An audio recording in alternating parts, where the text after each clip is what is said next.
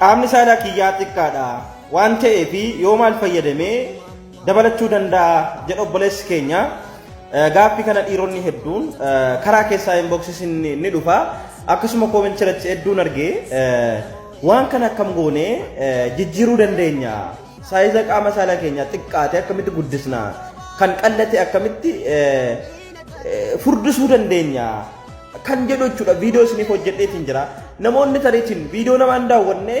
yeroo hedduu gaaffiin omaa hin fayyadu viidiyoo nuti dalannu haga dhumaa caqasaa kana booddee jijjiirama hedduu argitu mallattoo piroofaayilii tiktookii jala seenuudhaani mallattoo yuutuubii jira yuutuubii eegale seentee booda viidiyoos kan jedhutu jira ol haxooftee qaama saalaa akkamitti guddisna kan laafee akkamitti jabeessna kan jedhu viidiyoo hedduutu dalagamee jira deemii daawwadhu irraa fayyadamiin dhaamsa kooti gaaffii qofa osoo hin taane viidiyoo haga dhumaa caqasaa isinii jechuun barbaada thank you galatooma namoonni gaaffii addaa qabdan akkasuma koomentii nuu kaa'uu hin dagatinaa nu qunnamuu hin dagatinaa thank you